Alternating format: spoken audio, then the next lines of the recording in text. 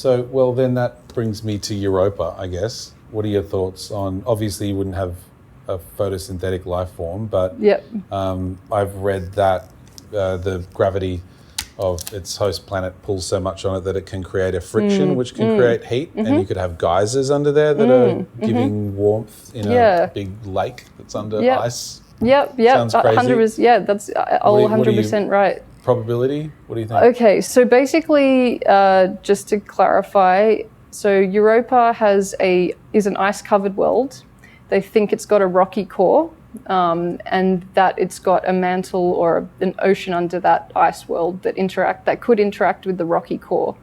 And because of, as you said, that the pull from its host planet, which is called tidal heating, could actually cause enough sort of gravitational heat or pull that it would generate heat at the rocky core, and that might generate hydrothermal vents at the interface of that substrate with its ocean.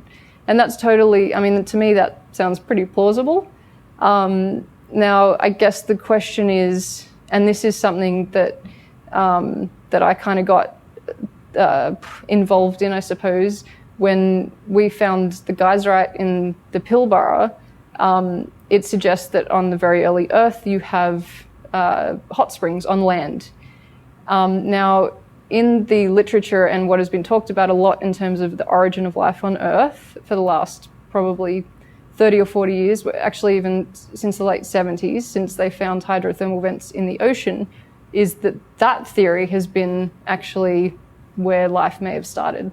So at the moment you've got these two current competing theories. Did life start on land in hot springs or deep in the ocean at hydrothermal vents? And there's a whole bunch of research that sort of is trying to support both theories. One piece of evidence that supports hot springs on land is having these wet-dry cycles. So apparently the idea is that you need dehydration and rehydration to allow for molecules to click together to sort of, it's called polymerization, basically, where it would create like more long chain molecules. Prebiotic molecules. I'm trying not to use too much jargon. No. It's still confusing me, so don't just fair. use whatever you like. Well, that's fair. I mean, it confuses me as well. Yeah. So this idea that wet-dry cycling is conducive to the formation of more complex molecules, essentially, whereas that's not something that would be allowed to happen in hydrothermal vents under the sea. And they still haven't been able to show that kind of process can happen so some people have suggested maybe there'll be a place that dehydration and rehydration can happen in hydrothermal vents deep in the ocean, but they haven't been able to show that as yet. So that's sort of one. I can't see how the dehydration part would happen. Right, unless you had some sort of substance that allowed for that chemical process to occur. But essentially, I mean, one way or another, if you kind of start to think, all right, well, if it's not able to occur in this type of environment, then what does that mean for a place like Europa?